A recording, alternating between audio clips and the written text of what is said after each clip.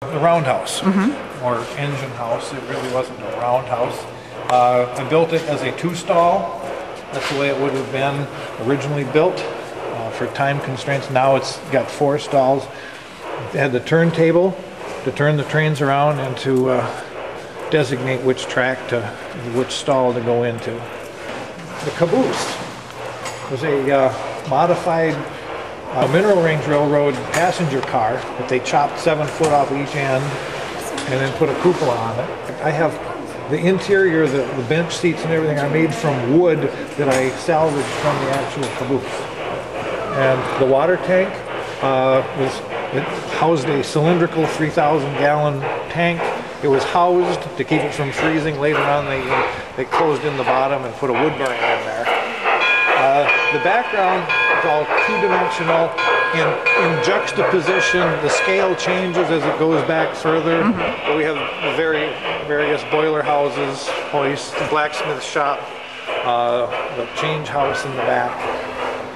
Boiler house 5, which is, this was where they got the power for the big hoist that's in the next building. The rock cars, they're similar. These were kits that we got from a guy that makes up the kits, and I gave several to friends of mine. So we each did one. We just agreed on what color paint to use, but you notice different weathering on each one, so they don't look like they're all the same. This would be the Limerick house. It was a T, single-story T. Those are built around 1860s.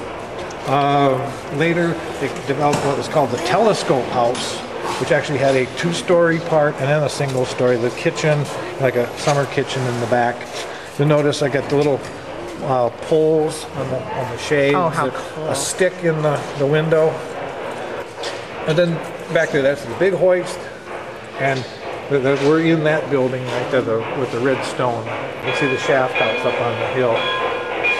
And the apple tree out behind Irenian's house here, it was a weed. It's called poor man pepper. I found it growing under a guardrail, so I pulled it out. Little airbrush. Again, the three-dimensional forced perspective on the backdrop. That's cool. That's the bathhouse. Oh, the one they tore down. The one they tore down, and there's a row of houses. Those are the Limerick houses. And this one was just torn down not too long ago. The man that lived in it, the family was offered money to buy it, and they didn't like the price, so they tore the house down. This one is still out there. They'll be having that open, like for not tours, but they have a kitchen, a period, like turn of the century kitchen set up in there. That's really, they get about 20 carloads of rock, and it went 6 miles down to the mill. And across several ravines along the way.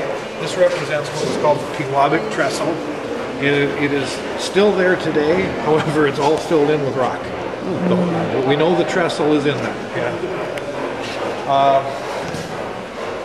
Here we have actual rock in. Yeah. So anyway, this is the stamp mill. This is where the rock was crushed and the copper was extracted.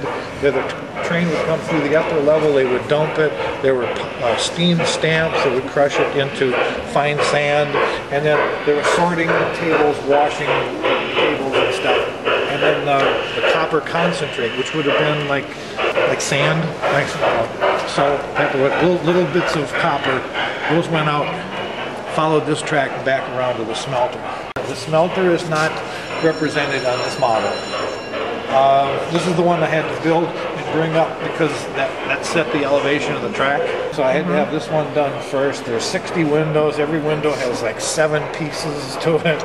Now this is the town of Mason. This was where the stamp mill workers lived. There was 2 styles of house. There was the T and the salt box. And we'll get over there sometime, and you'll see the 2 distinct styles of house. See, this house has gone into private ownership. You can see they've been doing some remodeling work. They've got, repainted the shutter. You can see the weathered paint on the other ones. And then back here we got a burn barrel out behind the engine house. all kind of rusted out. What I did is I took tooling foil and I wrapped it around a spool and peeled it off and then dipped it in muriatic acid until it stopped smoking and bubbling, and then quick put it in fresh water. That's burned up enough.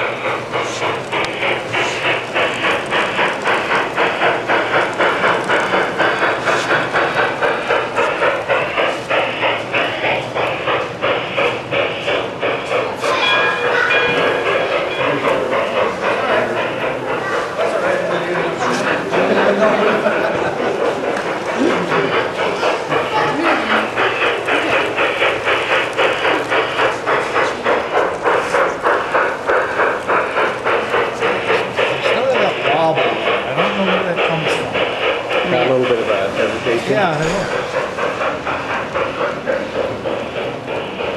I think it seems more like it would be a track. No, it's